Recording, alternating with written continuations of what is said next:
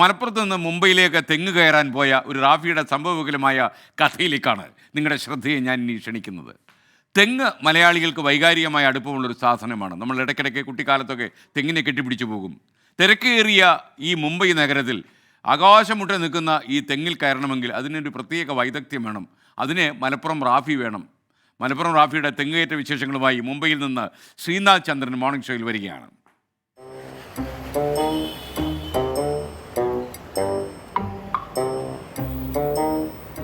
നമസ്കാരം.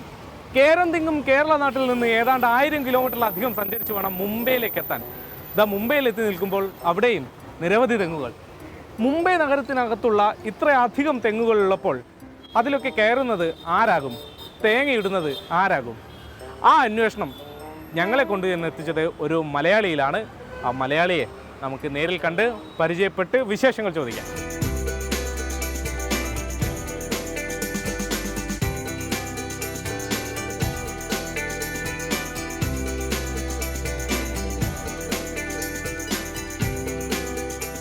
മുംബൈ നഗരത്തിൽ തേങ്ങയിടുന്ന ആ മലയാളി മുഹമ്മദ് റാഫി ഇപ്പോൾ എൻ്റെ ഒപ്പം ഉണ്ട്.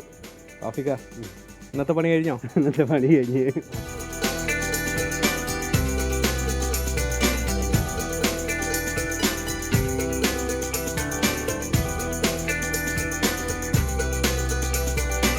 നല്ല ശ്രദ്ധിക്കണം.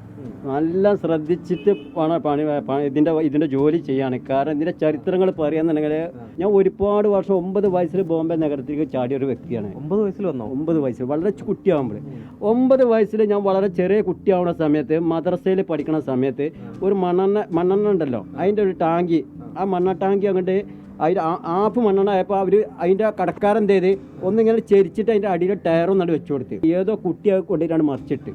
ആ വഴി കൂടെ ഞാനാ വരുന്നത്. എല്ലാ കുട്ടികളോട് വിളിച്ച ഉസ്താദ് ആരാണ് മണ്ണെണ്ണ മറിച്ചിട്ടെന്ന് ചോദിച്ചപ്പോൾ അതിൽ 1-2 കുട്ടികൾ പറഞ്ഞ് റാഫിയാണെന്ന് പറഞ്ഞു.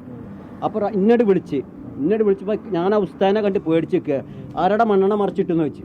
ഇനി ഞാൻ മിണ്ടാതെ നിന്ന കാരണം എന്തായത്, ആ വാവലേര് ഉസ്താദ് ഉണ്ടല്ലോ കാടഞ്ചേരിയുള്ളത്, അന്ന് ഞങ്ങളെ മറവഞ്ചേരിയിലാണ് പഠിപ്പിക്കണത്.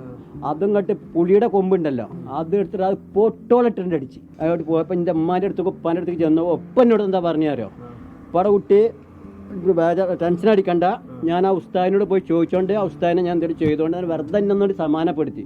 ഞാൻ എന്നിട്ട് നേരം മുഴുക്കുമ്പോൾ ഇപ്പോൾ അറിഞ്ഞിച്ച് മദ്രസയിലും സ്കൂളിലും പഠിക്കണ്ട, ഈ ബോംബെ ഇപ്പോൾ ഇവിടെ ബോംബെയിൽ ENT ഹോസ്പിറ്റലിൻ്റെ അവിടെ 2 കട ഉണ്ട്, ഇളനീങ്കാടയും ബീഡിക്കാടയും റോട്ടും വേണം കട. അവസാനം അവിടെ കൊണ്ടുപോയിട്ടിട്ട് അറിയിച്ച് ഇവിടത്തനായിട്ട് പഠിച്ചോ, അവിടെ സ്കൂളാണ്, എല്ലാവരും സ്കൂളിൻ്റെ അകത്തോട്ട് പഠിച്ചോട്ടെ, പുറത്തിരുത്തിനായിട്ട് പഠിച്ചോ എന്നും പറഞ്ഞു.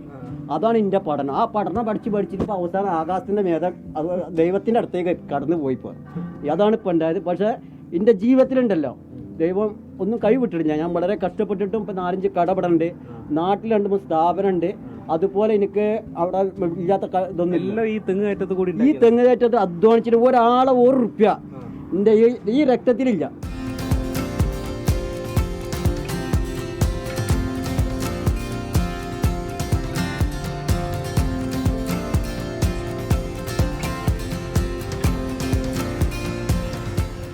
ഏത് അപകടം പിടിച്ച തെങ്ങ്, പ്രൈവറ്റ് തെങ്ങായാലും ഈ വ്യക്തി കയറണം.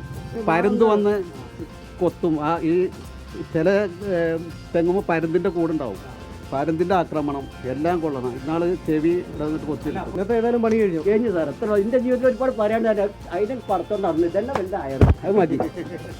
ഓക്കെ, അതാണ് റാഫിക്കൻ്റെ ജീവിതം, റാഫിക്കയുടെ കഥ. മുംബൈയിൽ നിന്നും വരുൺ വടശ്ശേരിക്കരയ്ക്കൊപ്പം ശ്രീനാഥ് ചന്ദ്രൻ, 24.